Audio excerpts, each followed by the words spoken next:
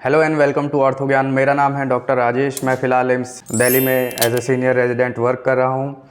मैंने देखा है कि जनरली जो पेशेंट होते हैं सर्जरी के बाद में जिनको भी सूचर लगते हैं उनके बहुत सारे क्वेश्चंस होते हैं, जैसे कि ये टाँके कितने दिन में कटेंगे, जो टाँके लगे हैं वो एब्जॉर्बेबल है या नॉन एब्जॉर्बेबल है, या कौन से लगवाने चाहिए, स्टेपल लगवाने चाहिए या फिर जो नायलॉन सूचर है वो लगवाना चाहिए। और कई जो मरीज होते हैं वो ये भी पूछते हैं कि टाँके लगने के बाद क्या नहाया जा सकता है या नहीं। तो ये सारे सवालों का जवाब देने के लिए मैंने ये वीडियो बनाया है। इन सारे सवालों के जवाब के लिए इस वीडियो को आखिरी तक देखते रहिए, बिकॉज ये आपके लिए बहुत हेल्पफुल होने वाला है। सो बिना किसी देरी के चलिए स्टार्ट करते हैं।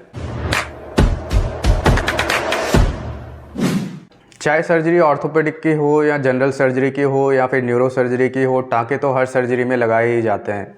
टाँके लगाने का जो मेन एम होता है वो है कि जो सर्जरी के दौरान जो भी इंसिजन लगाया है, हमने जो चीरा लगाया है उसको बंद किया जा सके और जो उसकी हीलिंग हो वो भी क्लीन और नीट एकदम हो। जो स्कार बने जो सर्जरी के इंसिजन का वो एकदम क्लियर बने, ये सारे एम के साथ में सूचर लगाया जाता है। अब सबसे बड़ा सवाल जो मरीजों के मन में होता है वो ये होता है कि टाँके आखिर कितने दिनों में निकलेंगे।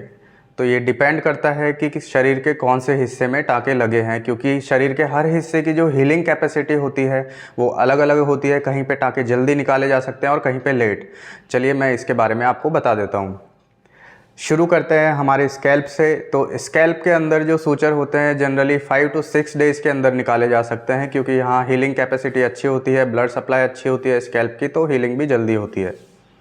अगर बात करें फेस की, तो फेस पे हीलिंग उससे भी जल्दी होती है और यहाँ पे जो सूचर होते हैं वो जनरली 4 to 5 डेज़ में भी निकाले जा सकते हैं। अगर हम बात करें ट्रंक की, मतलब जो हमारी चेस्ट है, एब्डोमेन है, तो यहाँ पे जो सूचर्स होते हैं उन्हें हम जनरली 8 to 10 डेज़ के अंदर निकाल सकते हैं। अगर हम बात करें बैक की हमारी, तो सूचर यहाँ पे अप्रॉक्सीमेटली 14 डेज़ में निकाले जाते हैं। कंपैरेटिवली यहाँ ब्लड सप्लाई कम होती है, हीलिंग कैपेसिटी भी बॉडी की इस एरिया में कम होती है, तो लगभग 14 दिन बाद में सूचर बैक से निकाले जा सकते हैं। अगर बात करें हाथ या पैरों की, तो हाथ या पैरों में जो सूचर होते हैं जनरली 10 डेज़ के अराउंड निकाले जा सकते हैं ईजीली, लेकिन इसमें भी कुछ एक्सेप्शन हैं, जैसे कि जॉइंट के अराउंड या फिर जो एक्सट्रीमिटीज़ है उनके पीछे के हिस्से में जो सूचर होते हैं वो लगभग 14 डेज़ में निकाले जाते हैं। एक तो यहाँ पे हीलिंग स्लो होती है और दूसरा बिकॉज ये जॉइंट सरफेस है, तो जॉइंट के मोशन के दौरान जो वुंड होता है सर्जिकल साइट का, उसमें गैप आने का भी चांस होता है। तो यहाँ पे जो सूचर होते हैं वो लगभग 14 डेज़ में निकाले जाते हैं।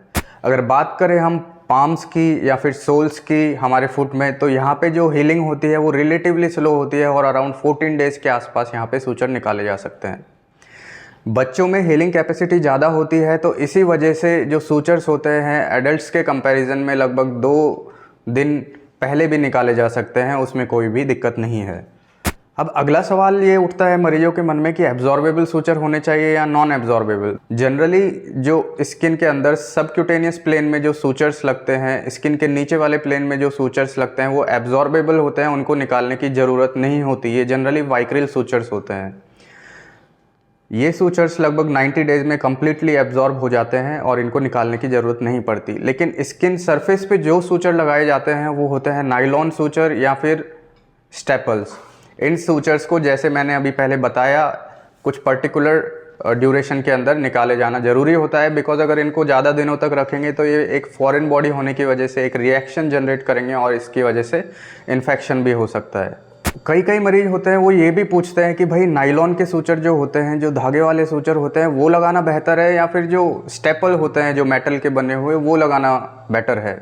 तो ऑर्थोपेडिक सर्जरी के दौरान मैं आपको बता देता हूं कि हम स्टेपल का यूज़ जनरली ऐसी जगह पे करते हैं जहां स्किन है, काफ़ी लैक्स है, टाइट नहीं है, जहां इन्फेक्शन का खतरा नहीं है। तो टाइम बचाने के लिए हम जनरली स्टेपल्स का यूज़ करते हैं, so that total duration of surgery है वो कम की जा सके। लेकिन अगर कहीं भी शरीर में इन्फेक्शन है या फिर कहीं पे हम क्लोज़र कर रहे हैं इंसिजन का और वहाँ पे स्किन काफ़ी टाइट है, सपोज़ एंकल के अराउंड या फिर रिस्ट के अराउंड, ऐसी कंडीशन में हम जनरली प्रेफर करते हैं नायलॉन सूचर का यूज़, बिकॉज इससे बहुत डेलिकेट क्लोज़र है उनको भी आसानी से किया जा सकता है और स्किन के ऊपर जो टेंशनिंग होती है सूचर के बाद उसको भी प्रिवेंट किया जा सकता है। तो ये कुछ कंडीशन है जिसमें हम नायलॉन जो सूचर है उनको प्रेफर करते हैं। इसमें टाइम ज़्यादा लगता है, तो नॉर्मल कंडीशन में जहाँ स्किन लैक्स है वहाँ पे जनरली स्टेपल्स यूज़ किया जाता है। अब एक लास्ट लेकिन बहुत ही इंपॉर्टेंट क्वेश्चन मरीजों के मन में ये भी होता है कि क्या सूचर लगने के बाद में हम नहा सकते हैं? पट्टी जब रहती है सूचर के ऊपर तो क्या नहाना एडवाइजेबल है? तो इसका जो जवाब है वो डिपेंड करता है कि आपकी जो ड्रेसिंग है वो कैसी है। अगर आपकी जो ड्रेसिंग है वो normal gauze and normal micropore जो टेप होती है वाइट कलर की उससे की गई है तो नहाना एडवाइजेबल नहीं है, बिकॉज इसकी वजह से जो पानी है वो अंदर चला जाएगा और इससे इन्फेक्शन का रिस्क बढ़ जाएगा। लेकिन अगर आजकल जो नई तरीके की ड्रेसिंग आ रही है जैसे आप इस फोटो में देख पा रहे हो, तो इन ड्रेसिंग्स में एक्चुअली ये वाटर प्रूफ होती हैं, तो इन ड्रेसिंग को लगाने के बाद जो पेशेंट है वो नहा भी सकता है और इससे जो पानी है वो भी अंदर नहीं जाता, तो इन्फेक्शन का रिस्क भी नहीं होता। तो ये सारे जो क्वेश्चन एंड आंसर थे सूचर्स के रिगार्डिंग वो मैंने आपको बताए। आई होप कि ये वीडियो देखने के बाद में आपको भी पता लगा होगा कि कब सूचरों को हटाना चाहिए, कौन सा सूचर बेहतर रहता है, कब नहाए जाना चाहिए, और आपके लिए भी ये वीडियो हेल्पफुल रहा होगा। अगर आपके फैमिली मेम्बर्स या फ्रेंड्स हैं जो किसी सर्जरी के बाद से गुजर रहे हैं तो उनको भी प्लीज़ इस वीडियो को शेयर कीजिए ताकि वो भी जान पाए कि क्या प्रिकॉशन लेने चाहिए। इसी तरह के और वीडियो देखने के लिए इस चैनल को प्लीज़ सब्सक्राइब कीजिए, बेल आइकन को दबाइए ताकि आप किसी भी वीडियो अपडेट को मिस ना करें। Please do like share to this video so that ये और भी ज़रूरतमंद लोगों को स्प्रेड हो पाए। Thank you for watching.